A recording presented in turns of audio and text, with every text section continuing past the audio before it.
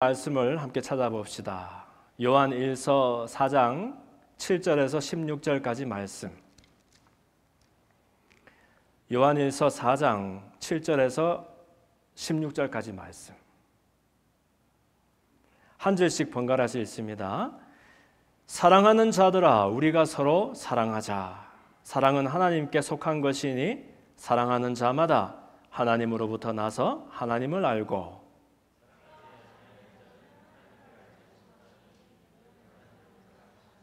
하나님의 사랑이 우리에게 이렇게 나타난 바 되었으니 하나님이 자기의 독생자를 세상에 보내심은 그로 말미암아 우리를 살리려 하심이라.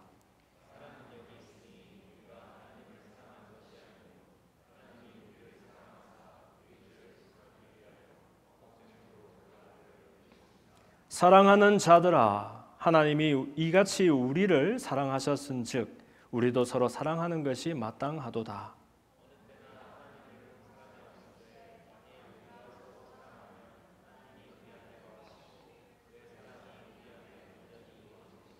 그의 성령을 우리에게 주심으로 우리가 그 안에 거하고 그가 우리 안에 거하시는 줄을 아느니라.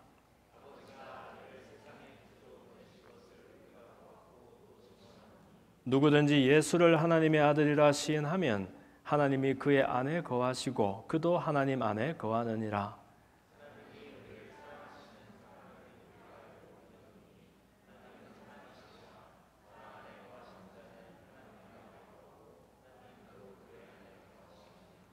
아멘. 한번 따라합시다. 예수님의 사랑을 본받아. 예수님의 사랑을 본받아 하는 제목으로 요한일서 4장 7절에서 16절까지 말씀 우리가 함께 나누어 봅시다. 사람들에게 제일 중요한 일, 필요한 일이 있다면 어떤 것일까요? 여러분들 필요한 것 많으시지 않습니까? 무엇이 우리에게 가장 중요한 일일까요? 건강도 중요하고 또 출세도 중요하고 또 행복한 느낌도 중요하고 중요한 건 많이 있죠. 제일로 중요한 것이, 제일로 필요한 것이 있다면 사실 우리가 종종 잊어버려서 그렇지 모든 사람들은 오늘도 다른 사람들부터 또 나를 둘러싼 이 세상으로부터 인정받고 사랑받기 위해서 열심히 최선을 다해 살아가고 있다는 겁니다. 여러분, 다른 사람이 나를 인정해 줄 때 우리는 나는 뭐 다른 사람이 나를 인정해 주고 칭찬해 주는 거 연연하지 않아요. 연연하지 않으려고 노력하면서 살아가지만요. 사실 진짜 내가 무언가를 수고롭게 열심히 했고 또 잘했을 때 그것을 누군가 알아주고 또 참 잘했다 칭찬해 주었을 때 우리는 굉장한 큰 기쁨을 경험하게 됩니다. 왜냐하면 이 인정받고 칭찬받는 그 일이 사실 나로 하여금 내가 가치 있는 사람이다 하는 것을 느끼게 해주고요. 그 인정과 칭찬이야말로 내가 그 사람에게 이제 받아들여지고 있구나 하는 그런 느낌을 주기 때문이죠. 우리는 이렇게 받아들여지는 느낌이 굉장히 중요합니다. 이 받아들여지는 느낌이라는 것은 그래서 그 사람과 내가 그리고 나와 이 세상이 연결되는 것을 우리가 실감하는 일이기 때문이죠. 이처럼 사람은 사실 나는 혼자서 잘 살아요. 뭐 좀 고독하고 외롭긴 하지만 나 견디고 잘 해낼 수 있어요. 우리가 말은 그렇게 합니다만은 사실 관계를 떠나서는 그 관계의 연결을 떠나서는 도저히 살 수가 없는 것이 사람의 정체이고요. 반대로 이 연결되어 있던 것이 끊어지게 되면 그리고 분리가 되게 되면 우리는 몹시 큰 고통을 경험하고 불안해하게 된다는 겁니다. 우리가 겪게 되는 모든 종류의 고통은요, 사실은 분리로부터 오는 것이에요. 우리에게 안 좋은, 우리를 어렵게 하는 것들이 있죠. 슬픈 것, 외로운 것, 좌절이 되는 것, 실망이 되는 것, 아픈 것, 이 모든 것들이 중요한 것들로부터 분리되는 데서 오는 고통이라는 겁니다. 우리가 언제 아픕니까? 건강을 잃어버리게 되면 우리가 질병이 되고 아픔이 되잖아요. 언제 외롭습니까? 나를 이렇게 사랑하고 인정해주고 하는 그런 것들로부터 떨어지게 되면 나는 외로움을 겪게 된다는 거죠. 여러분, 언제 우리가 가난해집니까? 가난이라는 것은 부요로부터의 분리가 되는 거예요. 언제 내가 참 내 스스로가 못마땅하고 나에게 스스로 실망이 되고 좌절이 됩니까? 그래서 내 가치를 신뢰하는 일로부터 분리될 때 우리는 몹시 고통을 경험하는 것입니다. 심지어 그 분리가 아직까지 이루어지지 않았어도 아직 그 일이 생기지 않았어요. 그런데 사실 우리가 늘 걱정하고 불안해하면서 염려하는 일들도 혹시 그 분리가 나한테 생길까 봐. 내 사랑하는 사람이 혹시 아프면 어떡하나? 내가 아픈 건 괜찮은데 우리 아이들이 혹시 어려운 일을 당하면 어떡하나? 아니면 내가 사랑하는 사람보다 내가 먼저 가면 어떡하나? 아니면 그들이 나보다 먼저 가면 어떡하나? 아직 생기지는 않았지만 이 분리될 일들을 생각만 해도 우리는 몹시 불안해하고요. 이 불안한 가능성을 조금이라도 덜기 위해서 오늘도 우리는 열심히 살아간다는 겁니다. 혹시 내가 돈이 없어서 아니면 너무 형편이 어려워져서 낭패를 겪으면 안 되겠다. 우리 가족을 그런 일들로부터 지켜야 되겠다. 열심히 우리가 일을 하고 돈을 벌기도 하고요. 그리고 그뿐만 아니라 사실 우리가 하고 있는 모든 최선을 다하는 일들이 공부 열심히 하고 일 열심히 하고 자기 분야에서 빼어난 사람이 되고자 하는 이 모든 일들도 사실 그 자체가 가치가 있는 일이지만 그 안에 있는 더 근본적인 이유들을 보면 결국은 이 분리되는 일들로부터 나를 지키기 위해서 그래서 너 참 잘했어 훌륭하게 잘 해냈어 하는 그런 칭찬과 인정을 받는 내가 되기 위해서 나의 가치를 증명해내기 위해서 오늘도 열심히 그렇게 살아가고 있다는 겁니다. 그래서 여기서 말하는 나의 가치라는 것이 때로는 나의 학력이 될 수도 있고 능력이 될 수도 있고 직위가 될 수도 있고 재력이 될 수도 있고 또 때로는 나의 아름다움, 나의 근사함, 또 저 사람은 참 성격이 너무 좋아, 인격이 참 훌륭해. 하여튼 이 모든 내가 정말로 잘해내고 있다, 나 괜찮게 하고 있지 않아? 하는 것을 이렇게 증명해 보이고자 하는 모든 것들을 말하는 것일 겁니다. 그래서 다른 사람들에게 내가 사랑받을 만한 그런 근사한 사람이 되기 위해서 저는 사랑이라는 단어를 썼습니다. 인정받고 칭찬받고 사실 이 모든 것들이 우리가 사랑받는 일이죠. 내가 사랑받을 만한 그런 자격이 되고 아니면 그런 어떤 가치가 되기 위해서 근사한 사람이 되기 위해서 오늘도 열심히 살아가고 있고요. 또한 한편 나만 근사한다고 되는 게 아니잖아요. 혹시 나를 내가 정말 흠뻑 사랑을 주고 또 사랑할 만한 그런 근사한 사람이 어디 없을까? 내가 사랑할 만한 그런 대상을 만나기 위해서 오늘도 열심히 살아가고 있다는 거예요. 그러니까 우리에게 행복은 사랑이에요. 그렇죠? 사랑받고 사랑할 수 있었으면 좋겠다. 그러다 보니까 이 사랑이라는 것은 결국은 온당한 대상을 찾고 만나면 이루어질 것 같은 그런 일이 되는 거죠. 그래서 우리가 가지고 있는 사랑에 대한 정의는 이 감정의 경험입니다. 따라합시다. 감정의 경험. 불결하죠. 또 이러다가 또 목사님 갑자기 사람들 알아듣기 어려운 철학적으로 빠지는 거 아닌가? 그럴 수도 있습니다. 우리는 사실은 사랑 얘기하면 감정의 경험으로 우선 연상이 됩니다. 누군가 한번 아직 사랑할 대상을 만나지도 못했어. 근데 그냥 누구를 마음껏 한번 사랑해보고 싶은 마음이 연애 감정이 불같이 일어나기도 하고, 아니면 또 누군가가 나를 또 사랑해 줄 때 느끼는 얼마나 사실 세상을 다 얻은 것 같은 그런 기쁨 아닙니까? 그러다 보니까 이 감정의 경험이 사랑이다 이렇게 정의를 하며 살아가죠. 또 그래서 실제로 우리가 고단하고 바쁘기도 한 겁니다. 그런데 에리 프롬이라는 사람이 있습니다. 20세기 이름만 들어도 다 아는 유명한 인문학자이자 이 사람의 책들이 얼마나 많은 그 베스트셀러가 되었습니까? 국적이 평생 4번이나 바뀌었던 사람. 1900년도에 태어나서 1980년도에 죽었으니까 80년 안에 내국적을 가지고 살았던 아주 위대한 학자였지요. 이 사람이 썼었던 유명한 책 중에 The Art of Loving이라고 있습니다. The Art of Love가 아니고 The Art of Loving입니다. 이 책에서 이 사람은 근데 사랑은 감정의 경험이 아니라 우리가 배우고 훈련해야 할 기술이다, 아트다라고 말을 해줍니다. 좀 의아하지 않습니까? 아니 어떻게 사랑이 무슨 테크닉도 아니고 어프로치도 아니고 기술이 될 수가 있는가? 그러면서 왜 우리가 이 사랑을 배워야 될 기술이라 하지 않고 감정의 경험이라고 하는지 이 사람이 설명을 해줍니다. 그 까닭은 우리를 포함해서 모든 사람들이 이 사랑이라는 것은 나를 사랑해 줄 대상을 만나는 어떤 사건이라고 생각하기 때문에 이 사랑을 경험이라고 말한다는 거예요.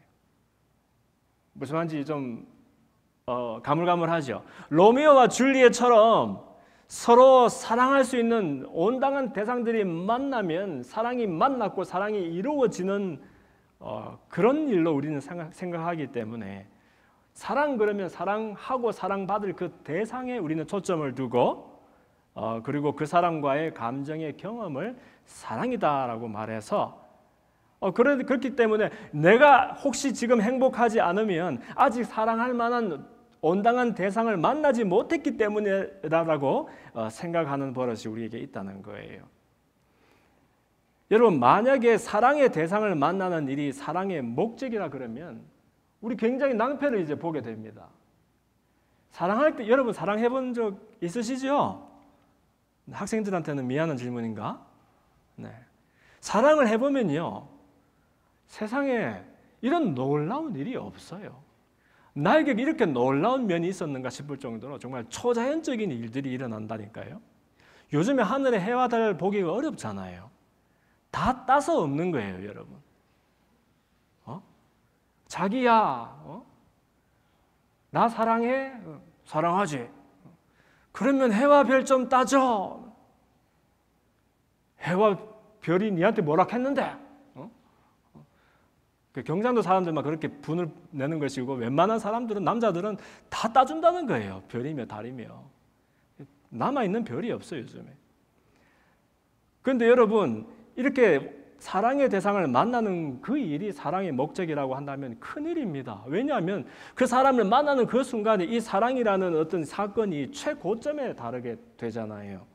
최고점이라는 얘기는 고점이라도 좋지만 그 너머에는 뭐예요? 이제 내려갈 일만 남아있다는 거예요.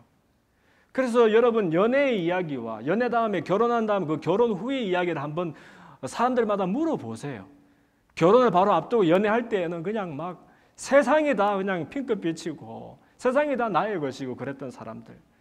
속에 있는 모든 거라도 다 그냥 줘도 아깝지가 않다는 그 사랑. 그것이 결혼만 하고 딴딴따단 그 웨딩 마치만 올리고 나면 그 다음부터는 왜냐하면 그전에는 서로의 가치를 증명하기 위해서 좋은 것을 보여주고 좋은 것만 보면 되는 그 관계였거든요. 그런데 결혼을 하고 나니까 이제 가치를 더 이상 증명할 필요가 없어서 그랬는지 이제는 안 좋은 것, 실망스러운 모습만 잔뜩 보이기 시작하는 거예요. 그러니까 이제 시간이 지날수록 나를 기다리는 것은 실망과 권태와 좌절밖에는 없다는 거예요.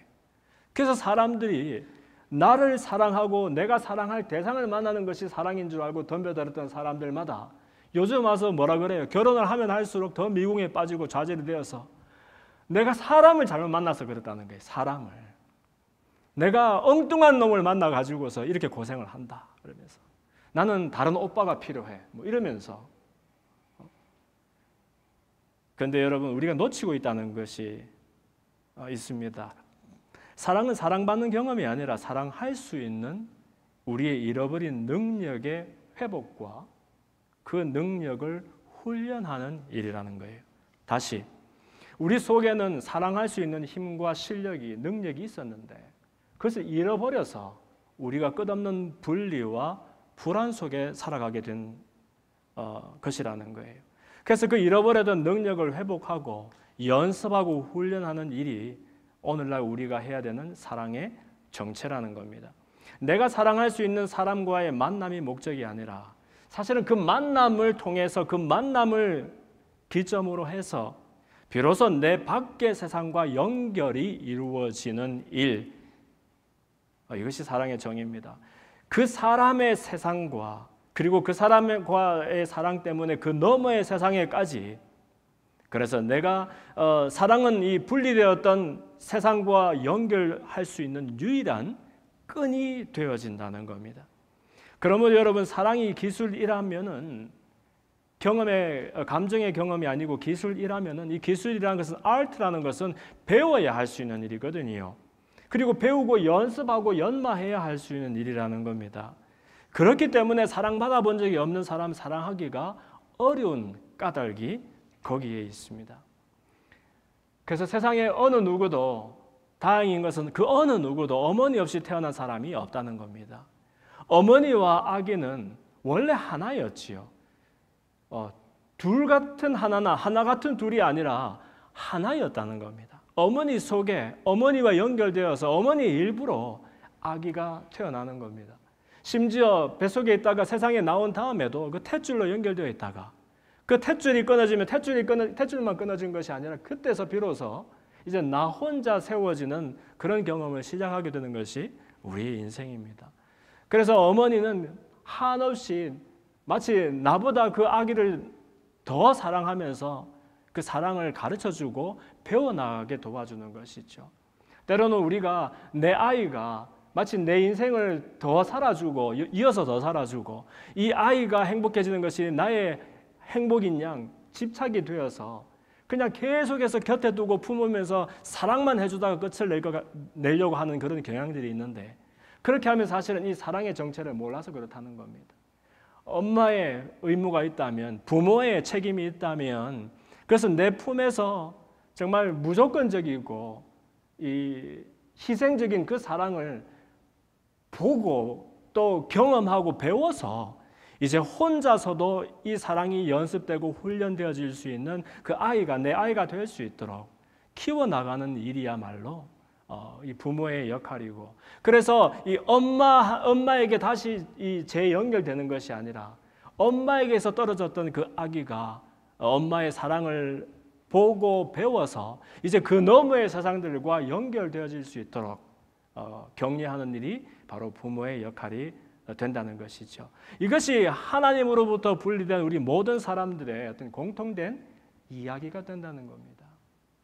사람은 원래 하나님에게서 하나님의 형상 따라 지어져서 하나님 안에서 조금의 결핍도 없이 완벽한 만족을 누리며 살 수 있도록 하나님과 서로 사랑의 관계로 살아가도록 지어졌는데, 그러나 하나님이 그렇게 한 것이 아니라 사람이 스스로 나는 하나님 떠나서도 살 수 있다고 생각해요. 아니, 하나님 없이도 잘 살 수 있다는 것을 보여주고 싶어요. 하나님 모른다, 하나님 필요 없다라고 말하면서 그 곁을 떠나왔더니 하나님으로부터만 분리된 것이 아니라 사실은 우리 생명의 근거로부터 분리가 되어서 끝없는 분리불안을 경험하면서 내 스스로 가치를 증명해내기 위해서 고단하게 살아가는. 근데 그렇게 해서 가치가 증명이 되면 좋겠는데 사실은 그렇게 애를 쓰고 용을 쓰면 쓸수록 더더욱 내 가치의 한계를 경험하고 좌절할 수밖에 없는 그러한 신세가 바로 우리들의 현주소가 된다는 겁니다. 그래서 하나님이 분리되어서 스스로 하나님께 돌아갈 수 없게 된 이 사람을 이제 찾아 나서는 일이 바로 하나님의 사랑의 이야기입니다. 그것이 오늘 요한 1서 4장 7절에서 10절까지 말씀에 아주 선명하게 기록이 되어 있는 거예요. 사랑하는 자들아, 우리가 서로 사랑하자. 사랑은 하나님께 속한 것이니 사랑하는 자마다 하나님으로부터 나서 하나님을 알고. 우리가 하나님을 알지 못하는 그 까닭은 뭐냐면 우리 속에 하나님과 연결을 가능하게 하는 그 사랑이 상실되니까 스스로의 힘으로는 하나님을 알고 찾고 만날 수 있는 힘이 우리 속에는 없는 것이죠. 그래서 8절에서 사랑하지 아니하는 자는 하나님을 알지 못하나니 이것은 하나님은 사랑이시기 때문이다, 이렇게 말해요. 그리고 9절에서 하나님의 사랑이 우리에게 이렇게 나타난 바 되었으니 하나님이 자기의 독생자를 세상에 보내심은 그로 말미암아 우리를 살리려 하심이다. 사랑이 보여졌다는 거예요. 마치 우리가 보여지고 배우지 않으면 어떤 기술을 익힐 수 없는 것처럼 사랑이 뭔지 알 수 없게 된 우리에게 사랑을 경험하라고 하나님이 먼저 그 사랑을 우리에게 보여주시는데, 그것이 바로 구분의 하나밖에 없는 아들을 통해서 그 아들을 세상에 보내시는 일로 우리에게 보여주셨는데, 그 까닭이 뭐냐면 그냥 니네들 잘 되도록 복 받도록 내가 이렇게 왔다, 이것이 아니라 따라합시다. 우리를 살리려 하심이라. 사람 살리려고 이렇게 하나님이 사랑을 보여주신다는 거예요. 우리는 숨을 쉬고 밥을 먹으면 살 수 있는 걸로 생각을 하는데 사실 그것이 아니었지요. 분리되어서는 상실과 좌절 속에서 죽을 수밖에 없는 우리들. 그래서 끊임없이 그 분리를 해소하기 위해서 오늘도 고단하게 살아가는 거 아닙니까? 그러나 하나님이 정녕 우리가 분리되었던 그 중요한 근거로 다시 재연결되기 위해서 그 길을 보여주고, 아니 그 길이 되기 위해서 하나밖에 없는 아들을 이 땅에 보내주셨다는 것이지요. 그리고 10절 말씀에 사랑은 여기 있으니 우리가 하나님을 사랑한 것이 아니요 하나님이 우리를 사랑하사 우리 죄를 속하기 위하여 화목제물로 그 아들을 보내셨다라고 선명하게 기록을 하고 있습니다. 여러분, 우리는 너무 말을 많이 해서 이제 그 의미가 사실은 잘 새겨지지 않는 그런 지경에 놓인 것 같아요. 예수님이 이 땅에 오셨지 뭐. 십자가에서 내가 죽어야 되는 그 십자가를 대신 짊어지셨지 뭐. 그래서 그분이 죽으신 것을 믿고 그분의 부활을 내가 믿으면 내가 영생을 하는 거지 뭐. 이렇게 몇 마디 말로 그것이 어떻게 설명이 됩니까, 여러분?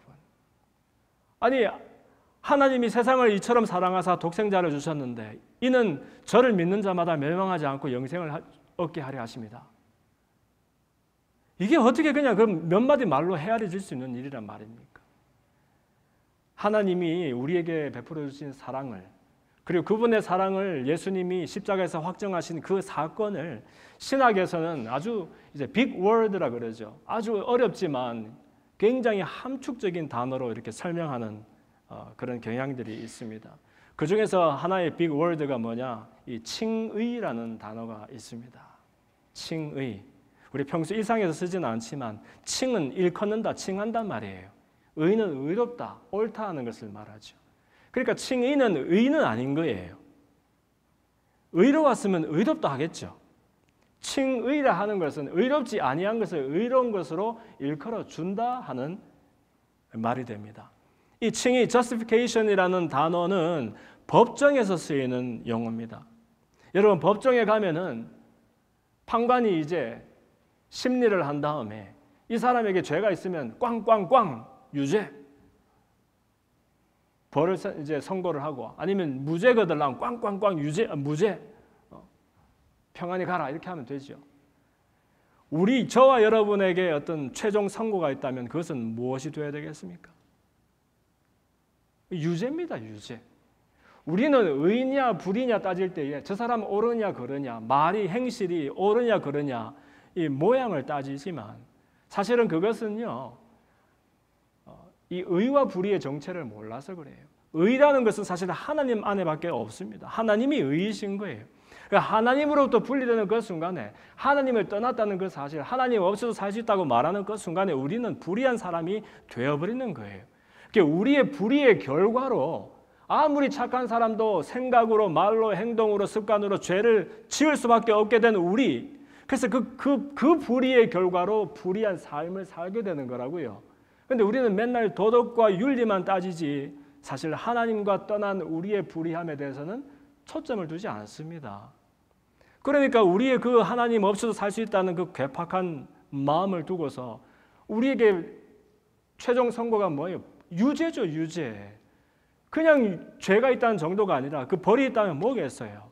세상에서 가장 무거운 벌을 받아 마땅하지요. 그래서 죄의 삭은 사망이다 이런 말이 있어요. 불의한 하나님 떠난 사람에게 사실 하나님 안에서 영원한 생명과 축복을 누려 마땅한 사람이 스스로 그 축복의 근원을 떠났으니까 이제는 누가 시키지 아니해도 우리를 기다리고 있는 것은 사망과 저주밖에 없다는 거예요. 아무리 착한 사람, 아무리 열심히 살았는 사람, 잘 살았는 사람, 많이 이룬 사람도 결국 우리를 기다리는 것은 사망과 저주밖에는 없다는 거예요. 그런데 그 명약관화한 선고를 앞두고 있는데 꽝꽝꽝 하더니 너는 무죄다. You may go in peace. 이게 무슨 말이에요?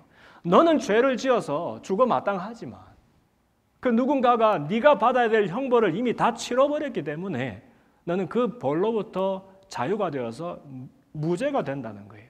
이 일을 누가 하셨습니까? 예수님께서 십자가에서 저와 여러분이 우리의 불의함, 하나님 없이도 살 수 있는 것처럼 뻔뻔했던 우리의 불의함 때문에 우리가 겪어야 되는 이 사망과 저주에서 우리를 건져주시는 그 형벌을 몸으로 다 감당하시는 일을 이루어 주셨기 때문에 우리는 의롭지 아니하지만 의로운 것으로 일컬어진다 해서 칭의를 받게 되는 겁니다. 하나님의 놀라운 사랑을 이분이 증명해 주셨습니다. 그런가 하면 예수님의 사랑을 다른 또 어려운 말로 구속이라는 신학 용어로 설명하기도 합니다. 구속. 수갑을 채워서 감옥에 집어넣는 그 구속 말고, 그것도 구속이지만 이 구는 구한다는 말이고 속은 속한다는 말이에요. 제해준다는 말이에요. 이 구속은 redemption이라는 것은 사실 노예 시장에서 쓰이던 용어입니다. 그렇죠. 저와 여러분은 아무리 인물이 좋고 아무리 속에 좋은 것이 들어있어도 우리의 원하고 원치 않은 것 상관없이 하나님의 축복 아래에 있는 사람들이 아니라 세상의 공중권세, 어둠의 이 죄의 굴레 속에서 헤어나지 못하는 신세가 되었지요. 아무리 학식이 많은 사람, 양심이 고운 사람도 내가 스스로 이 끝없이 생각으로 말로 행동으로 습관으로 짓는 이 죄로부터 자유할 사람이 없어요. 그리고 이 죄로부터 자유하지 않은 이 죄는 항상 우리에게 죄책과 자책을 주는데 이 죄책으로부터 우리를 자유롭게 할 수 있는 실력이 세상에는 없다는 것이에요. 그래서 우리는 죄의 노예, 사망의 노예로 살아갑니다. 여러분, 노예 시장의 노예는 사람이 아니죠. 사고 파는 물건이지요.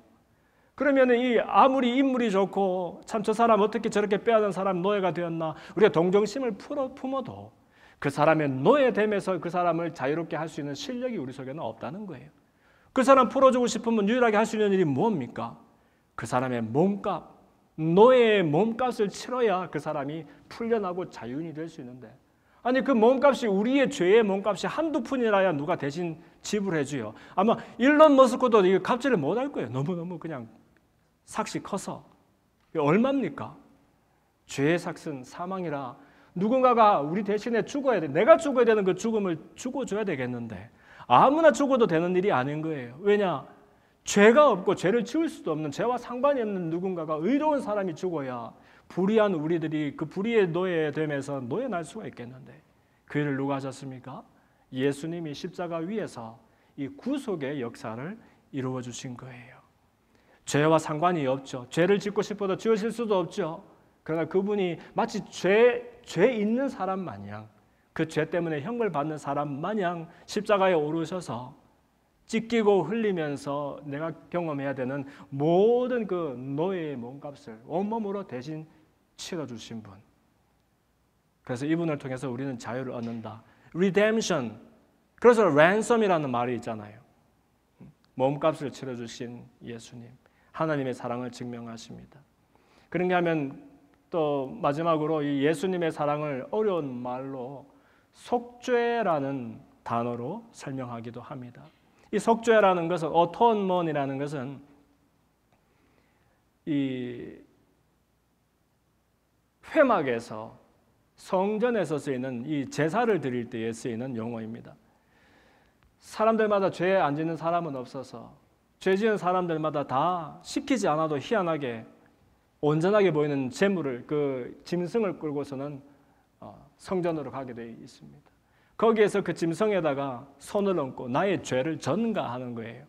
짐승은 죄가 없지만 사실 제사의 제물로 바쳐져야 되는 것은 내 몸이거든요. 사람들 너나 없이 내가 저질렀던 그 죄를 생각하면 나를 찢어서라도 내 몸을 열고 각을 떠서라도 이 죄로부터 벗어나고 싶다는 것이 사람의 마음이라는 거예요. 그런데 그렇게 하면 살아날 사람이, 이 방에 우리가 살아서 숨쉴 사람이 어디 있습니까? 그러다 보니까 온전한 짐승의 손을 얹고 짐승아 미안하다. 나의 죄를 너에게 전가한다. 하나님, 이 짐승의 온전함을 보고서 나의 죄를 용서해 주시옵소서. 그러면 짐승의 이제 각을 뜨고 그 다음에 열어서 불을 질러서 사실 나 대신 죽고 제물을 드리는 거예요. 그런데 아무리 그 제물을 제사를 정성껏 드려도 매일같이 드려도 모자라는 것이 우리들의 실력 아닙니까? 매일 드려도 모자라는 것이 우리들의 죄된 성품이라는 거예요.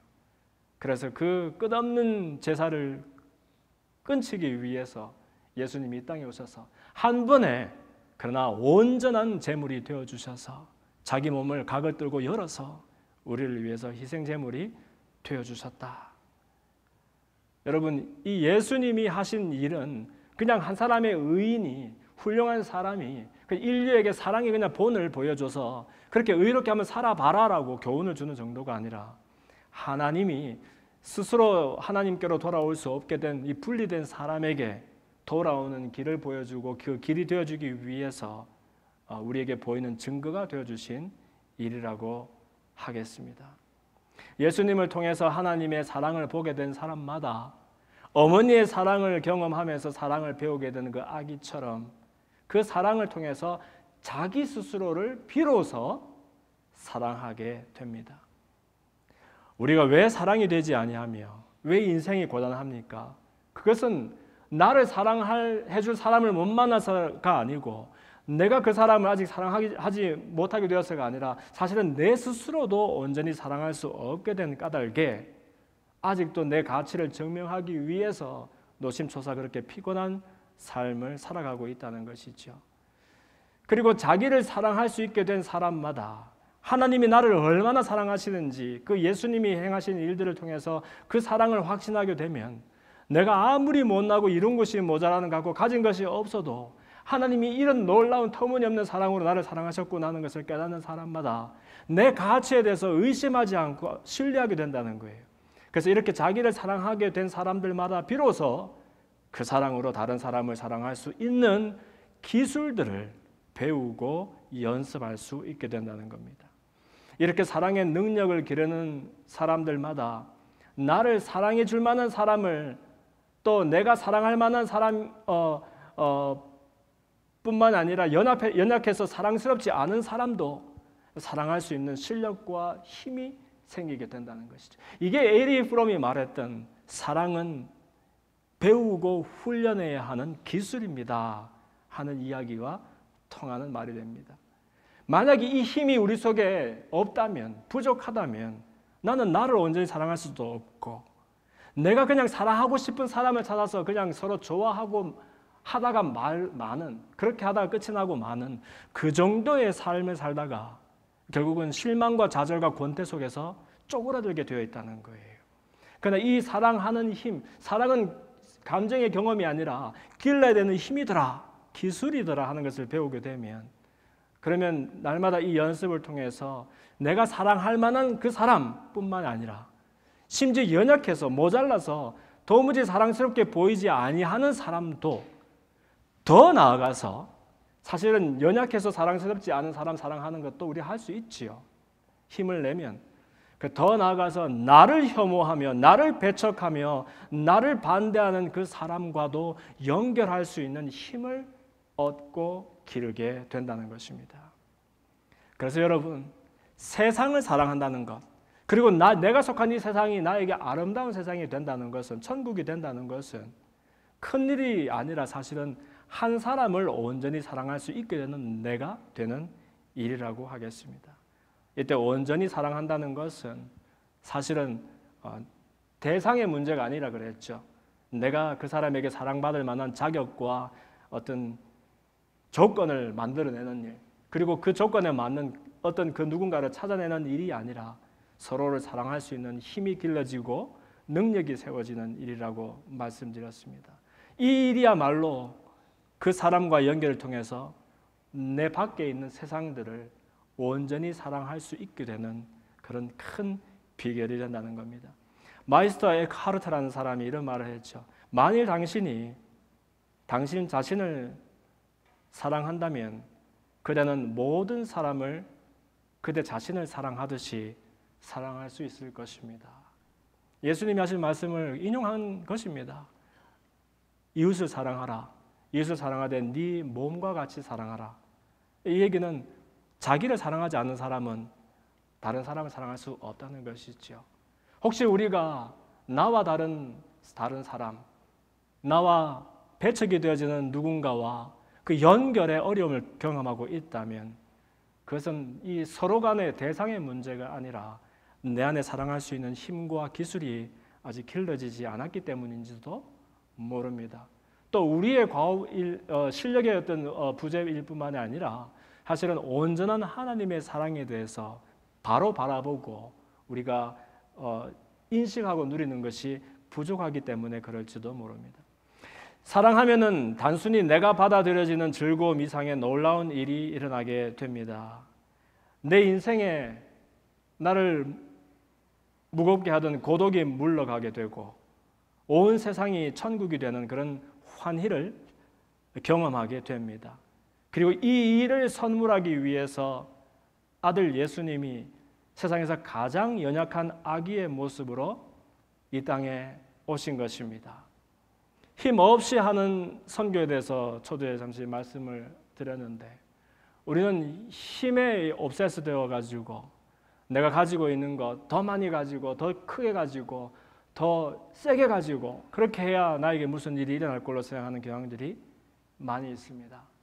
그러나 죄 없으시지만 죄 지은 사람처럼 우리의 모든 형벌을 걸머주셨던 예수님, 우주 만유를 지으실 만큼 모자라는 것이 없는 힘 있는 분이시지만 그 힘을 우리 앞에서 조금도 행사하지 아니하셨던 예수님, 그분의 삶과 또 사역을 바라보면서 우리들에게 힘 없는 연약한 아기의 모습으로 그러나 더 큰 웅변으로 하나님의 사랑을 전하시는 그 예수님이 기억되어지는 성탄 시즌이 되었으면 좋겠습니다. 우리 이 시간에 합심해서 한번 기도합시다. 기도할 때